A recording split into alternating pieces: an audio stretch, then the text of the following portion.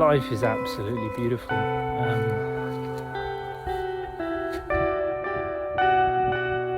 And you got to live it.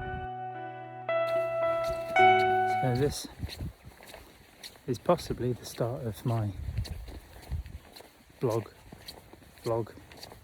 video diary, memoirs. I don't know. The name just came to me. Diaries of a Cancer Survivor. Although I'm not quite sure what classes you as a cancer survivor. I was diagnosed with colorectal cancer on the 6th of December 2022. It's the beginning of March now, 3rd of March, who knows, 4th of March 2023. Well, December the 6th, 2022 was when I found out that I had a tumour. So I went in for a colonoscopy and we didn't know it was cancer at the time. There's just a few odd things going on. Had a few blood tests, one thing led to another, and then had a PET test, which is where you have to give a sample of your poo. And they found poo. No, they didn't. They didn't find poo in my poo. They probably did find poo in my poo. They found some blood in my poo. Stool. And yeah, then I had the colonoscopy. They couldn't complete the colonoscopy. I also had a gastroscopy, camera down the throat, awful. Hated that. Much preferred the camera up the bum, if I had to choose. But after the procedure, the consultant and nurse sat with me and my partner to say they couldn't complete the procedure because they couldn't get the camera past the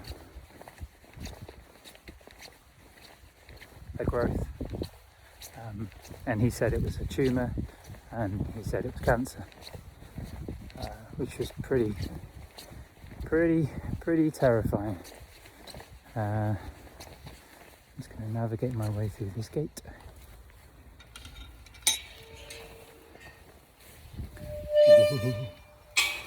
Whee! Yeah, pretty scary. And bulrushes. Am I near a pond? Yeah, pretty scary. So we didn't know if there were more tumours, but he obviously said if that was the only one, then it's pretty. Oh, I'm next to the canal. Aha! No, I'm not. Yes, I am. No, I'm not. I'm next to a pond. I can't turn the camera around, but there you go. It's beautiful. It's amazing how much wildlife you see. Anyway.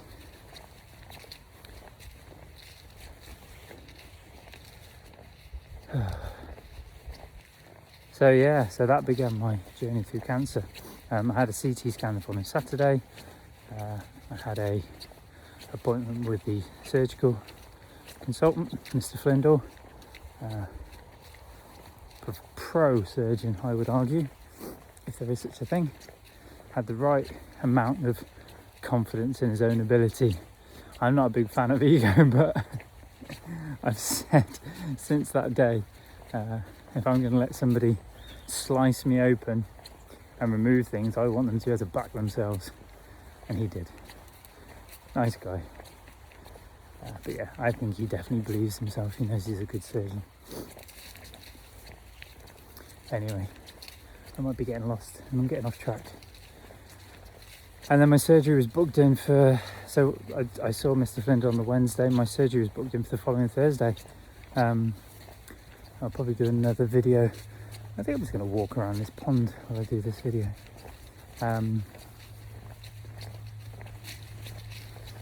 Yeah, there's a lot more to it. I had to decide whether I wanted my entire so they found that there was only one tumour, it hadn't spread, but it was big, and they didn't want to wait for the histology report, so they didn't want to take a sample, send it away and wait, because he was afraid that it was starting to, I can't remember the technical word, but it was penetrating outside of my colon, and in danger of infecting, metastasizing and buggering off elsewhere, which we do not want. So he got me in for surgery the 8 days later, so I was in for surgery on the 22nd. But yeah, they gave me the option. He said he and several of his colleagues believe I should have had a, again, I can't remember the technical name, but basically remove my entire large colon and then reconnect, because as I'm standing here, my right side, my small, and yours, we're all the same. Our small intestine connects to your colon on your right hand side as you look forward. So that all the large colon, so this will be the one we're on, but the colon, large colon, then your small intestines there, it connects to the large colon there. They're going to remove all that, disconnect my intestine, small intestine, and reconnect it there, which basically meant I'd have no large colon, and I'd fart a lot, and if you need to go for a poo, you need to go for a poo, and quick.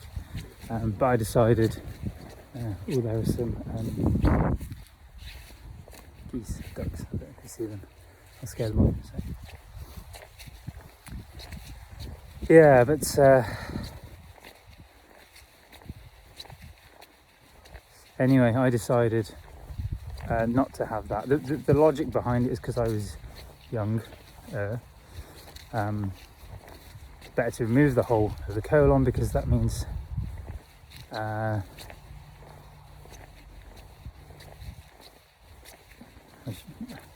Siri's telling me how far I've been walking. I've lost my train of thought. Hemicolectic, yes. So the logic was remove the whole colon because I'm young and I can take that operation. Would have been about 5-6 hours in surgery, and that means I won't get colon cancer again because I don't have a colon, large intestine, which I didn't like the idea of. I didn't like the idea of I decided when I found out I had cancer, and I guess this is the point of these videos, that I would radically change my life. There were a lot of things I wasn't doing. Had a very sedentary lifestyle. I thought I was eating okay, but I wasn't. My trauma, developmental trauma, which is something I work with, I'd stopped doing the work around that. I stopped seeing my therapist, who was also my teacher. I was very unhappy. I fucking hated I was angry, I was frustrated. And it's interesting because the doctors and nurses will say that's politely nothing to do with it. In my heart and in my gut, which I've learned to trust and has not let me down since I've tuned into it, I know that's not the case. I know that my lifestyle did cause my cancer, who I affectionately named Colin, to pay me a visit, and it was my body's not so subtle way, because there had been a lot of pushes and pokes and prods to sort myself out. This was my body really grabbing me and saying, "Fuck, John, you got to sort this out, kid."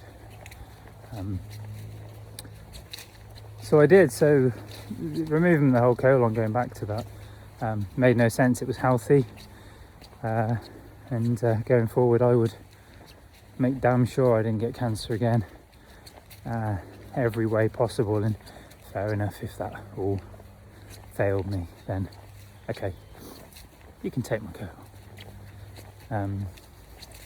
So yeah, the surgery was on the 22nd. I spent 6 hours. I was in hospital at Christmas. Couldn't really eat, didn't eat for a few days. Yeah, it was interesting experience. It's funny because I said at the time I'm going in for, it's major bowel surgery, so it obviously comes with a risk. I was under anaesthetics. I was out for 4 or 5 hours. I was given an epidural. All these things are risky, and you sort of think, shit, I could die. But the cancer never felt like a threat. There were a lot of symptoms, and yes, of course, it would have eventually killed me if we hadn't found it, and there was a lot of luck involved in that.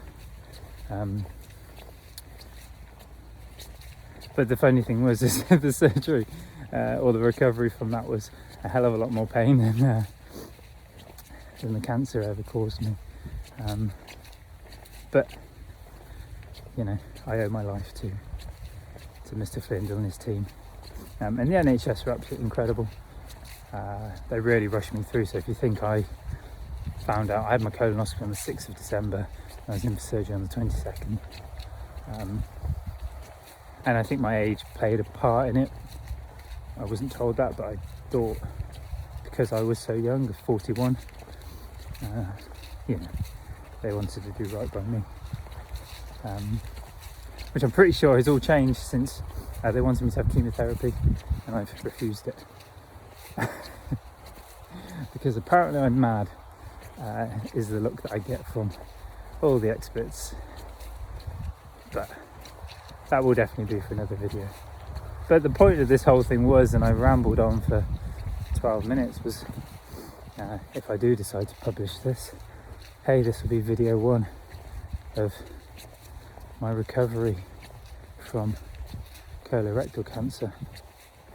And as I think I started the video, cancer survivor, what makes you a cancer survivor? I know the NHS sort of say you're cancer free after 5 years.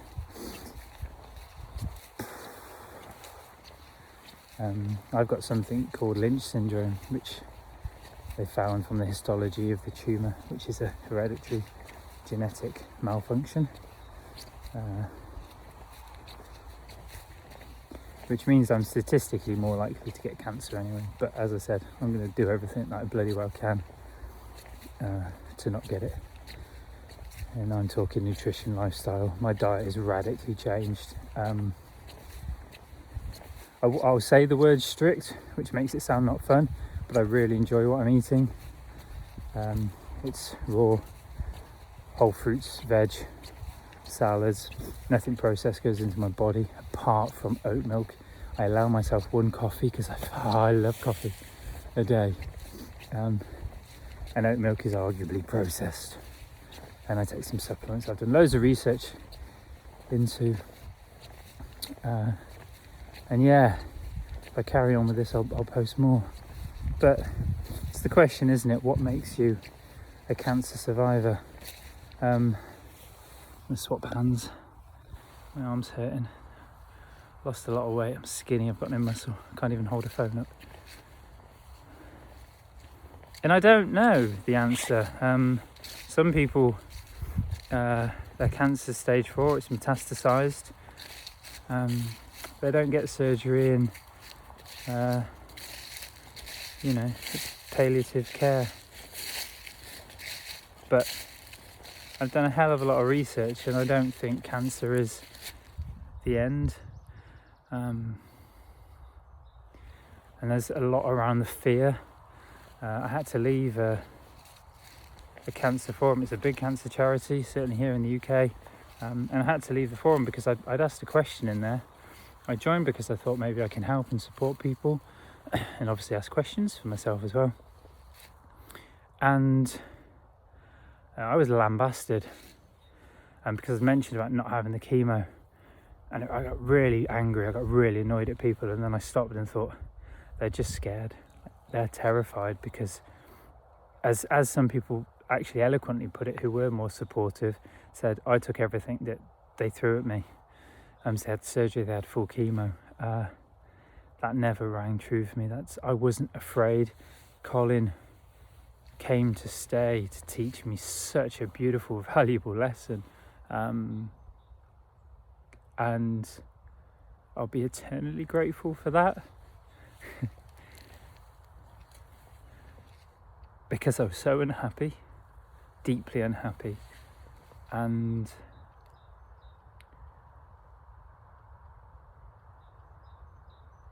yeah, he came to remind me that I still had life, and the way I was going wasn't any way to live. And hey, let's say my cancer came back in 6 months, 12 months, 2, 3, 4 years, and let's say this time I'm not so lucky. At least I've had that kick. At least now I know that I need to start living again, and that's exactly what I'm doing. And that's what prompted me to record this video, because one of those things that I love doing is wild camping, being out in nature. And I urge you, if you're watching this, to do it, because oh god, it's just wonderful. Life is absolutely beautiful.